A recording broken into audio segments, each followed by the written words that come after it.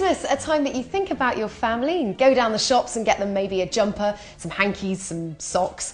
But today I'm with wine expert Joe Wadsack, who's going to persuade me that the must-give present this year is actually a bottle of wine. But Joe, wine really, isn't that a bit of a cop-out? You know, people say that to me every year, but then the next sentence is, well, by the way, what shall I buy my mum for Christmas? Evidence shows that 3/4 of people in this country are thinking about buying some wine for somebody at Christmas. I mean, parties, you've got to bring something. But also, a third of people in this country actually quite like wine as a present. So if you're going to give wine as a present, people obviously have fears of choosing wine. What would your advice be? What you should be doing is thinking about a wine that you like, that you're confident that you like, believe in your choice, and you're giving it to someone as an expression of who you are. It's a bit like writing a personal message in a card. I think it's a nice personal present. You shouldn't be buying a wine that you think somebody else is going to like. You shouldn't second guess who they are. You should be giving something you like. It's a nice present. That is nice. That gives it a more personal touch, so I can see where you're coming from there. Now, what have we got here? This is a Cabernet Sauvignon. Okay. It's a great variety. That everyone knows that variety. And this is something I think in the Gallo lineup this year that's particularly good, and it would make an ideal kind of present. Cabernet is a great variety which originated really in Bordeaux, or it didn't originate there, but that's where it became famous as a great variety for wine.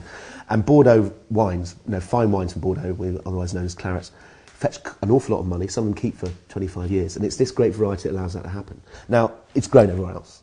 Now, California really started it, and here we've got a California one. And this is the Cabernet Sauvignon 2008 from Gallo Family Vineyards, okay. And it's genuinely, and I mean this, folks, genuinely astonishing value for money. It is a £6 wine from California, and this wine has the right weight. It's 13% alcohol. This is the most surprising thing about this wine. When you smell and taste it... I was just smelling it now. It's very berry-like, isn't it? It does. It has beautiful fruit. It doesn't smell jammy. It doesn't smell manufactured. It's got a lovely classic red wine smell. And the mouth isn't lathered with oak. It's lovely and soft and fruity. It's got a nice dry finish.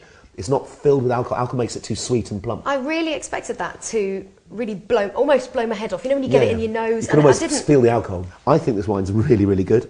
And it's obviously a wine you can drink on your own in front of the fire. I can imagine sitting in the boozer with a glass of red like this in winter after a long walk. But it also goes brilliantly with all sorts of foods. This is a perfect gift. Now, the other minefield at Christmas is, of course, choosing the wines you're going to have with your Christmas dinner. Turkey isn't like chicken. Chicken goes with almost everything. For some reason, turkey doesn't. It has an earthiness, and it has a minerally flavour. So we got 60 wines in from different supermarkets and nice retailers, tasted them all, then had the full 9 yards Christmas lunch. Right? We had the bread sauce made from scratch. We had the little bacon around the chipolatas. We had the sage stuffing. We had the roasted, and we did it all, and we stuffed ourselves.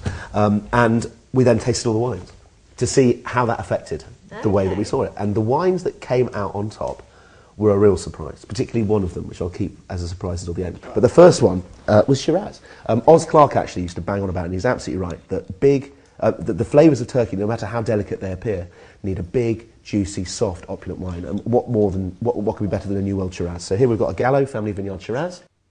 Now, people might choose a wine that says it goes with chicken on the label because of the poultry connection. Turkey doesn't go anything like as well with most wines as chicken does. Taste the wine, because again, this is surprisingly light and elegant for a New World Shiraz, right? It tastes almost like cranberries. Yes, and you think turkey, cranberry sauce, I mean, it's a no-brainer. That's why it works. Here's the real surprise. I'll put this down for a sec. Get me the other two glasses. We found, out of all 60 wines at this tasting, the best wine of the lot was a Pinot Gris. Really? Which is the same variety as Pinot Grigio. Everyone knows what Pinot Grigio is. It's like the modern white wine of our age. Everyone drinks it in wine bars.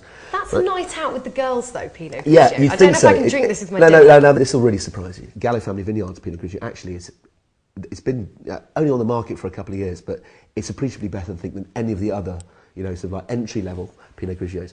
This is a delicious wine for the money. It's got a lovely, fresh, fragrant, bright, almost European cool climate smell to it. It always smells really melony to me. Yeah, it's bang on. It's like ocean melon, like really dripping, juicy, ripe southern French melon. If you taste this, this is the real surprise. There's a flavour, the grassy, ample but grassy, opulent but grassy flavour of New World Pinot Grigio has the same opulent but grassy taste of Turkey. Turkey has the same sort of flavours. Okay. Have a taste. They're perfect together. Oh. And it was a surprise. We just couldn't believe that the most ubiquitous wine in every wine bar in the country actually is the final answer with Turkey. So that's what I drink. Now, I think that is what I'm going to be doing at Christmas. It goes better than red. I keep the red for the cheese course and the James Bond. Perfect. I mean, you've got lots of different people around at Christmas, so you need to have a choice of wines anyway. And they're very versatile as well. Lovely. Well, thanks for that, Joe. Cheers. Merry Christmas. To you too. Night the hat.